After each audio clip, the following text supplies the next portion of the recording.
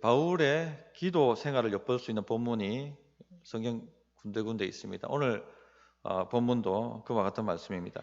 바울은 바쁜 와중에도 자신이 세웠던 교회, 그리고 자신의 마음에 있는 교인들 이름 낱낱이 불러가면서 틈틈이 기도하는 사람이었습니다. 이 말씀을 보면 참 목사로서 도전이 되고 그런 말씀입니다. 저도 전에 말씀드렸습니다만 교족부를 가지고 성도들 한 분 한 분 이름 불러가며 기도를 틈틈이 하고 있습니다. 그러나 우리 성도들께서도 목사를 위해서 기도를 좀 많이 해주시기 바랍니다. 또 성도끼리도 기도를 많이 하십시오. 목자는 반드시 모이지 못한다 할지라도 목원 식구들의 이름 불러가며 기도하셔야 되겠고, 목원 식구들은 목자 위해서 기도하셔야 되겠고, 또 서로 위해서 기도하셔야 되겠습니다. 전도회도 서로 회원들 간의 기도 동력을 하고 있는 걸 잘 알고 있습니다. 우리 권사님들 또 항상 또 권사회로 모여서 기도하시고 하는 것 너무나 잘 알고 있습니다. 너무 감사하고, 이런 기도의 네트워크가 잘 짜여져 있는 교회가 흔들리지 않습니다. 마귀가 덤벼도 오히려 우리가 이길 수가 있는 그런 강력한 교회가 되는 것입니다.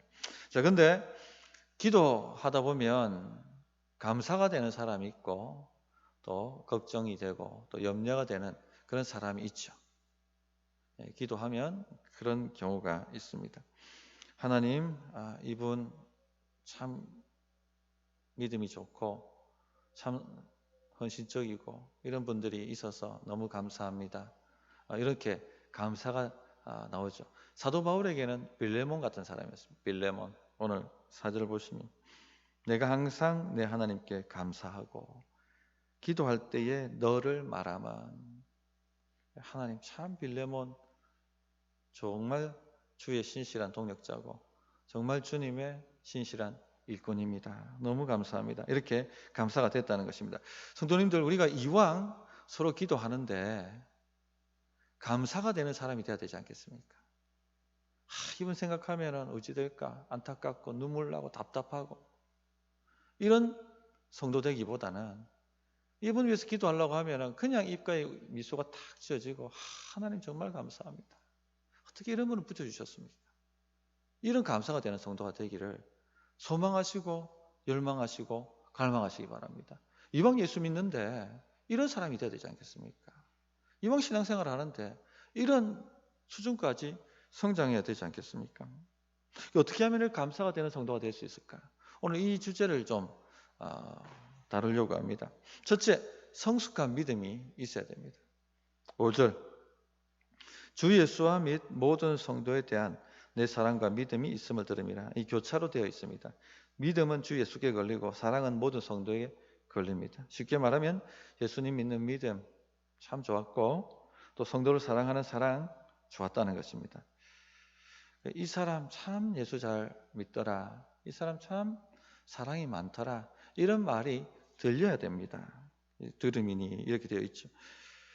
빌레몬서는 전체를 한번 읽어보셨는지 모르지만 가장 짧은 서신입니다. 한번 나중에 읽어보십시오. 그러면 이 빌레몬은 참 부유한 거부였는데 그에게 종이 여럿 있는데 오네시모라는 종이 빌레몬을 배신하고 또 빌레몬의 돈을 훔쳐서 도망을 쳤다 하는 것을 짐작해 알 수 있을 것입니다. 이 빌레몬이 그렇게 오네시모가 이 빌레몬을 배신하고 금전적 큰 손해를 끼치고 로마까지 도망을 갑니다. 거기서 어떻게 하다가 감옥에 들어가고 감옥에 있는 사도 바울을 만나게 되어서 복음을 듣게 되고 완전히 회심합니다. 사람이 완전히 바뀌게 되는 것이죠. 그러면서 이제 사도 바울이 이 오네시모를 사역자급으로 키웁니다. 훈련시킵니다. 그리고 사도 바울 곁에 두고 사역자로 삼으려고 합니다. 그러나 도망친 노예라는 걸 알고는 주인에게 돌아가라고, 진짜 회개한 사람은 돌아가서 용서를 구하고 주인을 섬겨야 한다, 그렇게 해서 돌려보냅니다. 돌려보내고 난 다음에 이 도망친 노예의 운명은 장담을 못하거든요. 그래서 빌레몬에게 편지를 쓰는 것입니다. 용서해달라고, 이 사람 좀 받아달라고 그렇게 요청을 합니다. 근데 용서하는 정도가 아니라 빌립보에게 뭘 요구하냐면요. 형제로, 그리스도 안에서 형제로 대해달라.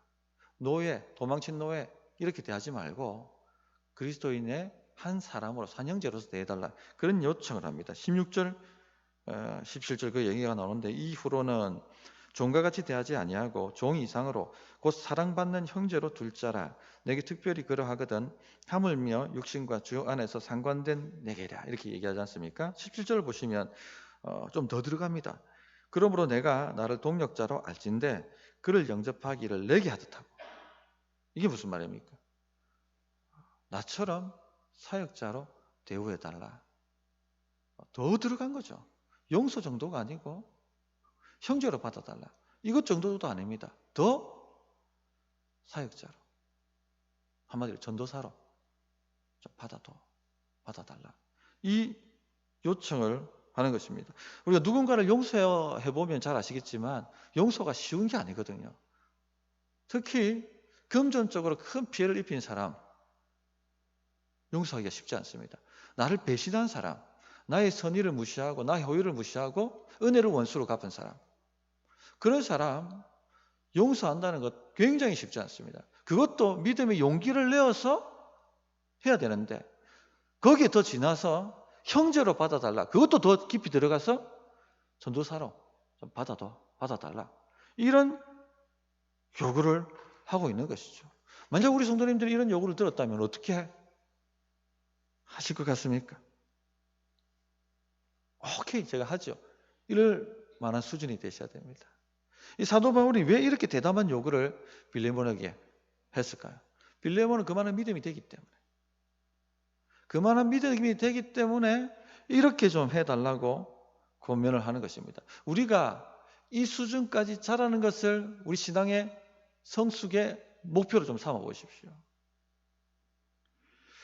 말씀으로 도전하고 권면할 때 말씀을 그대로 순종할 수 있는 수준이 진짜 좋은 믿음입니다. 믿음이 어리면요, 권면하면 상처받고, 믿음이 어리면 권면하면 튕겨냅니다. 목사가 권면할 때 그냥 함부로 권면하지 않습니다. 성도 신앙 살피고 진짜 기도하고, 근데 이건 진짜 말해야겠다. 이렇게 가면 안 된다. 이렇게 할 때 조심스럽게 말을 꺼냅니다. 근데 신앙 어린 사람은요, 상처받아 분노하고 튕겨냅니다. 전에 우리 교회 오후 예배 오셨던 창원의 모 교회 목사님 청년부 하실 때 청년 형제 자매가 대학생인데 교제를 하는 겁니다. 그래서 신앙적 권면을 했다고 합니다. 손도 좀 잡지 말고 조심하고 어떻게 될지 모르니까 뭐 이런 당연히 신앙 기도를 해야 되는 거잖아요. 청년부 목사가. 그런데 뒤에서 들리는 소리가 목사가 뭔데 남의 청춘 사업에 이래라 저래라 하느냐, 이런 소리가 들리더랍니다. 믿음이 어린 것이죠. 튕겨내는 것이죠. 권면을 받아들이지 못하는 겁니다. 이런 아이들을 위해서 기도할 때, 또 이런 분을 위해서 기도할 때 감사가 되겠습니까? 염려가 되죠. 염려가 되는 사람이 되는 것입니다. 그래서 내가 권면을 받아들일 사람인가 아닌가, 이것을 한번 자기한테 질문해 보면 자신의 믿음 수준을 파악할 수가 있습니다.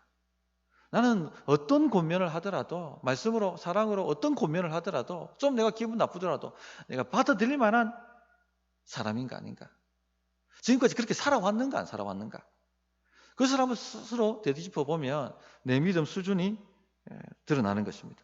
아무리 교회 열심히 봉사하고 아무리 교회 열심히 다니고 그렇게 해도 권면을 받아들이지 못하면 믿음 수준이 어린 것입니다. 상처받든지 튕겨낸 것이죠. 그래서 목사 권면을 받아들일 수 있는 수준이 되셔야 됩니다. 제가 마음껏 막 권면할 수 있는 사람은 진짜 좋은 수준, 믿음 좋은 수준. 성도 간에도 마찬가지입니다. 내가 마음껏 어드바이스하고 권면할 수 있으면 믿음 좋은 겁니다. 그 사람. 어떤 분은 자꾸 상처받았다 이런 말들을 하시는 분들이 있습니다. 믿음 키워야 합니다. 본인 문제입니다. 믿음 키워야 합니다. 그 방법밖에는 방법이 없습니다. 안 그러면요, 자꾸 상처받는 습관이 생겨버려요. 조그만 말에도 그냥 상처받고 섭섭해지고. 믿음 키우기 전에는 그걸 극복할 수가 없습니다. 그래서 주님, 제가 이 소화할 수 있는 믿음을 주십시오. 무슨 소리 들어도요, 좀 내가 소화할 수 있는 믿음을 달라고 그래 부르짖어 보시기 바랍니다.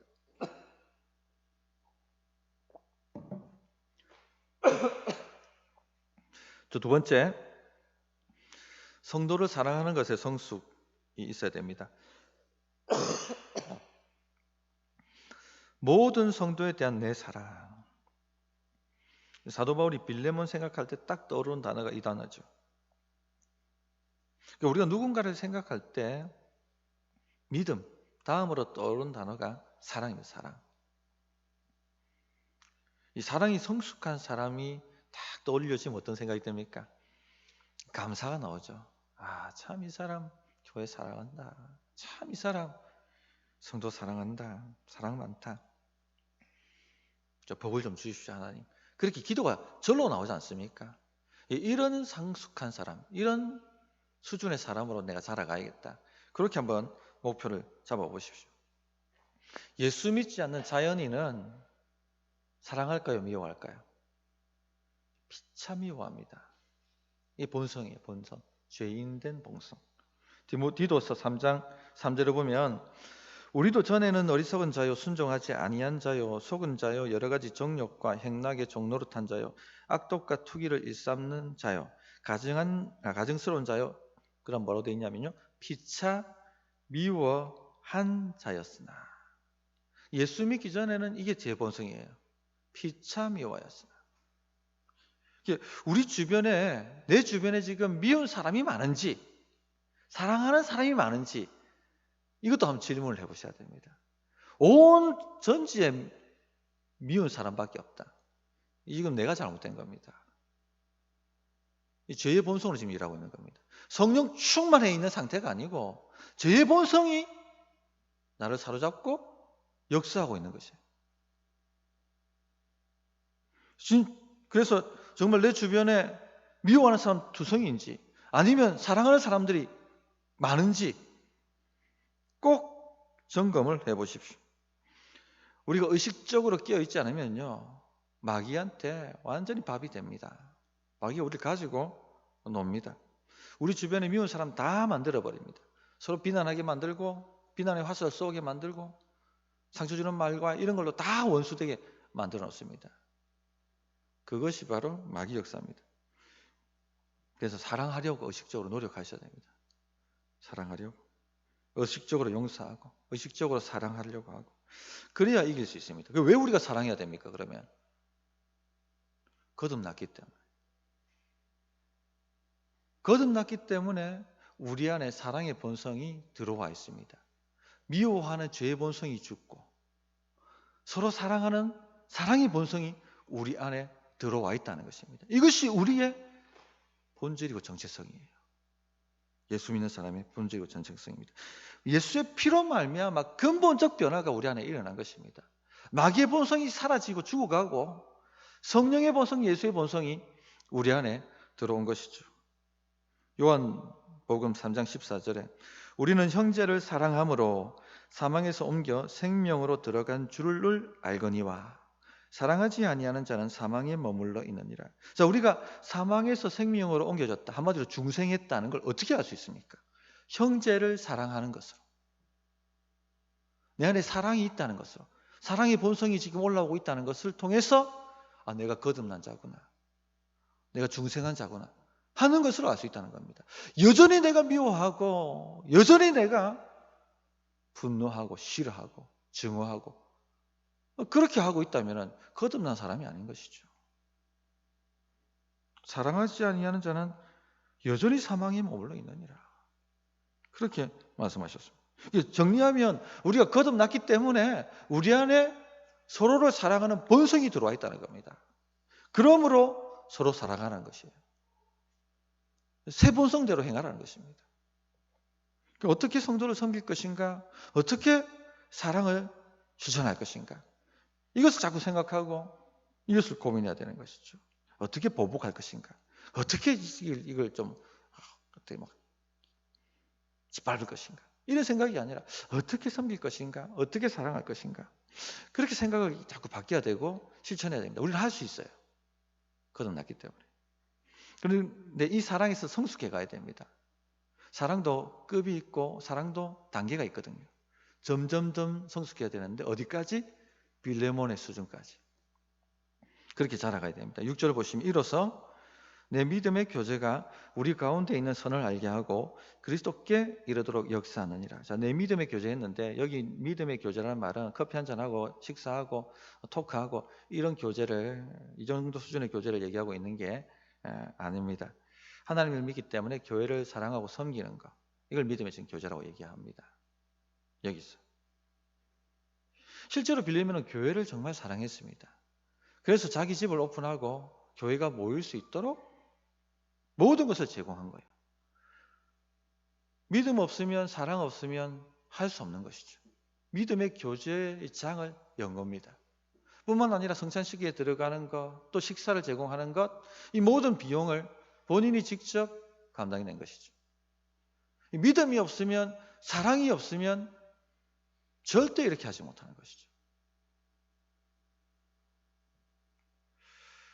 이런 빌레몬의 섬김 때문에 그 골로새 교인의 많은 교인들이 평안함을 얻었고, 이 소식이 또 전해져서 사도 바울에게까지 전달되었고 하는 얘기가 7절에 나오지 않습니까? 형제여, 성도들의 마음이 너로 말미암아 평안함을 얻었으니 내가 너의 사랑으로 많은 기쁨과 위로를 받았다. 어떻게 감사가 안 되겠습니까? 이런 분이 있다니까 마음에 기쁨이 오고 위로가 되는 거잖아요. 정말 그래, 사역할 마음이 생긴다. 내가 감옥에 비록 있지만 이런 사람들이 밖에서 힘을 써주니까 내가 기쁨이 있고 위로가 된다. 이 말을 하고 있는 것이죠. 진짜 믿음의 사람이었고 진짜 사랑의 사람이었습니다. 근데 사도 바울은 여기서 더 나가라고 얘기합니다. 왜? 더 나갈 수 있는 사람이니까. 피해를 주고 도망친 주인의 선의를 배신한 오네시모에게 믿음의 교제의 손을 내밀어 달라는 겁니다. 전도사로 받아달라는 것입니다. 만일 내가 오네시모를 믿음의 교제 안으로 불러들이고 사랑하는 그리스도인의 형제로, 도망친 노예가 아니라 또 사역자로서 영접해 준다면 너희 믿음의 교제가 너희 안에 있는 선한 것을 알게 사람들에게 만들 것이고 그리스도에게까지 이르도록, 자라도록, 성장하도록 역사하게 될 것이다. 그렇게 고면해 주고 있습니다. 성도님들, 우리가 거듭났을 때요, 우리 안에 엄청난 하늘의 능력과 자원이 들어와 있습니다. 선한 것이 우리 안에 들어와 있습니다. 세상의 방식대로 살지 않을 능력이 들어와 있고 서로를 사랑할 능력이 들어와 있습니다. 어떻게 이것을 우리가 알게 만들고 또 알 수 있을까요? 지식적으로? 아닙니다. 경험이 돼야 됩니다. 기도하면 응답이 있습니다. 지식적으로 아는 것 아무 소용이 없죠. 진짜 기도해보고 응답 받는 체험이 있어야지 이게 완벽한 지식이 되는 겁니다. 흔들리지 않는 거죠. 문제가 생겨도. 기도하면 됩니다. 기도하면 됩니다. 이런 역사가 나타날 수 있는 것입니다. 그래서 마찬가지예요. 사랑도. 우리 안에 엄청난 사랑의 능력과 선한 것이 우리 안에 들어가 있거든요. 어떻게 경험할 수 있습니까? 믿음으로 행하는 것입니다. 정말 용서할 수 없을 것 같은데 믿음으로 용서하면 용서가 되고 사랑이 역사하고 그게 일어난다는 겁니다. 그래서 내 안에 선한 것이 있다는 걸 아는 것이죠. 그것이 나를 그리스도에까지 성장하도록 자라가게 만든다는 겁니다. 성도님들, 우리 안에 엄청난 능력이 들어와 있습니다. 엄청난 선한 것이 들어와 있습니다. 이것을 알게 하도록 믿음으로 시도하시고, 믿음으로 용서하시고, 믿음으로 사랑하시고, 믿음으로 품으시는 우리 성도님들이 되셨으면 좋겠습니다. 이것이 바로 감사가 되는 성도. 여기까지 우리가 자라가야 하겠습니다. 그래서 믿음 자라가기를 사모하십시오. 누가 무슨 권면하더라도 상처받지 마세요. 상처받으려면 다 받습니다. 그런데 그것을 갖다가 수용하겠다, 혹은 잘못 알고 있다, 오해를 불식시켜 주겠다, 이렇게 마음 태도를 바꾸면요, 성장합니다. 믿음. 그래서 누구의 권면이라도 받아들일 수 있는 사람, 가가지고 그분 그 집사람 얘기하면 된다, 이 정도 사람이 될 수 있는 그런 믿음의 분량이 되셨으면 좋겠고, 두 번째, 사랑의 성숙이 좀 있었으면 좋겠습니다. 주변에 자꾸 미워하는 사람들, 이 집사람은 나 못해요, 나 이 집사람하고는 난 같이 못합니다, 자기한테 자꾸 담만 쌓는 거죠. 그런 인생이 아니라, 오케이, 이 사람도 오케이, 좀 모자라지만 함께 가자. 이런 사랑의 태도, 성숙의 태도, 그런 사람들이 많아져야 됩니다. 우리 그런 수준까지 자라가야 되겠습니다. 그런 소망을 가지고 한번 그렇게 기도해 보시면 좋겠습니다. 찬양하고 기도하겠습니다.